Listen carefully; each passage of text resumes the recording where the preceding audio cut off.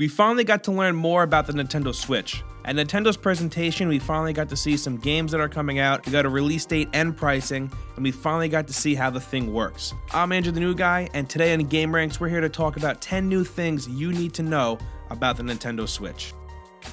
Starting off at number 10, we have the console itself. At Nintendo's presentation, we got to see a little bit more of the console itself, and we also got a little bit of a recap. They went over the 3 different ways that you can play the Switch. You can play it on your TV when the console is docked. You can also play in tabletop mode, and this is when the kickstand is out and you can share the JoyCons between 2 players. And then there's also portable mode where you can play it on the go. The console has 32 gigabytes of internal memory, and right underneath the kickstand when you pop it out, there's a micro SD card slot, and you can add up to 256 gigabytes of memory. There's also a 720p touchscreen display, which I really don't think is much of a surprise. Nintendo also announced that the console will not be region locked. And next up at number 9, we have the battery life. We finally got an idea of what kind of battery life we're looking at. Nintendo says we're going to be getting 2.5 to 6 hours of gameplay, which is a little less than most of us wanted. You're supposedly able to get 3 hours of gameplay out of Breath of the Wild, so you can probably expect about the same out of more intensive games like Splatoon 2 and Mario Kart 8. And if we're going on those numbers, you'll probably be able to get closer to 6 hours from a game like maybe Sonic Mania and Puyo Puyo. Is it Puyo Puyo? Puyo Puyo.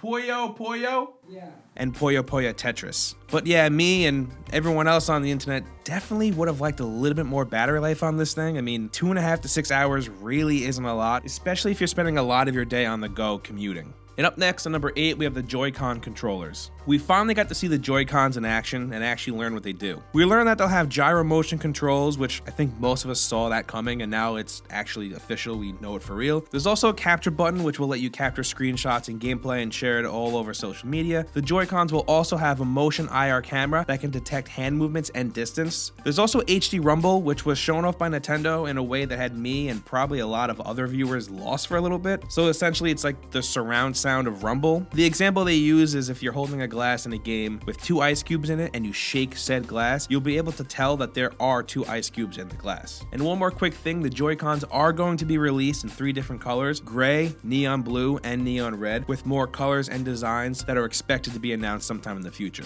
And with these motion controls and the IR camera, I just really want to get another WarioWare game. Those games are a blast, and these controllers seem like a perfect fit for that. And up next, number 7, we have the Nintendo Switch game announcements. Since the Nintendo Switch was revealed, we only knew that we were getting Legend of Zelda. We never got an official release on any other games, and here we finally got to see what games we can expect to come out. We're going to be getting 1-2 Switch, which is a launch title, ARMS, Splatoon 2, Super Mario Odyssey, Xenoblade 2, Fire Emblem Warriors, Dragon Quest X and 11, and Dragon Quest Heroes 1 and 2, a new Shin Megami Tensei game, Project Octopath Traveler.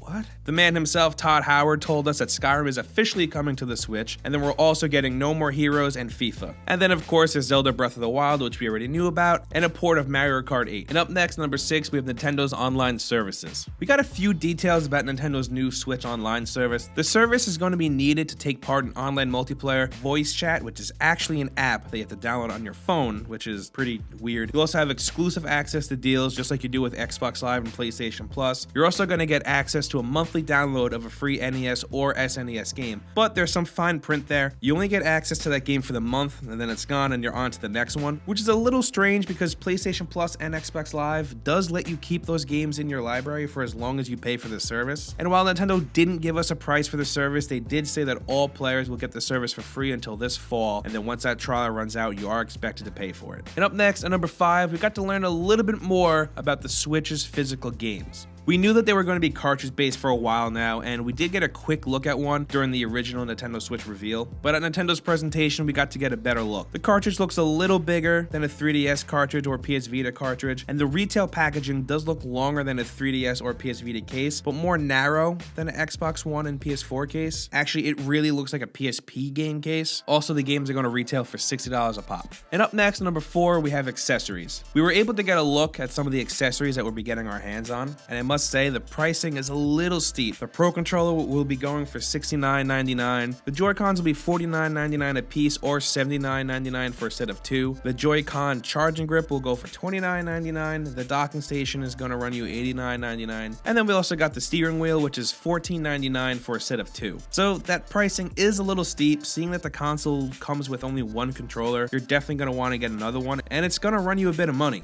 And up next, at number 3, we have Super Mario Odyssey. So it turns out that quick glimpse of the Mario game in the Switch reveal trailer was real. It's called Super Mario Odyssey, and it's expected to come out in the fall of this year, and it looks great. It looks awesome. It looks like a mix of Super Mario 64 and Super Mario Sunshine, and it looks like it plays really well, and I think it looks really pretty. It seems that you'll be playing through a ton of different environments, some that look like normal Mario environments, and then some as strange as a city, like a New York City looking city. Well, actually, my bad. It's called New Donk City, which I really don't even want to get started on the amount of jokes I can make there. Also, there are people, like normal looking real people, and Mario is the tiniest little dude, and he's just running around, and they're just towering above him. But yeah, it looks like a blast, and I can't wait to get my hands on it. And up next, number 2, we have The Legend of Zelda Breath of the Wild. So Breath of the Wild is a launch game, and we'll be seeing it on March 3rd. That's probably bigger news than the Switch release date and price. Now, I don't need to get too much into this because we've been drooling over this game for some time now, but we did get a new trailer, and it looks beautiful. We also got to look at box art, which is also beautiful, and it's being released in 3 different editions: the standard retail edition, a special edition that comes with the game, a really cool Zelda themed Switch carrying case, the official soundtrack, a map of the game world, and a coin. Then there's the Master Edition that comes with all of that plus a Master Sword statue.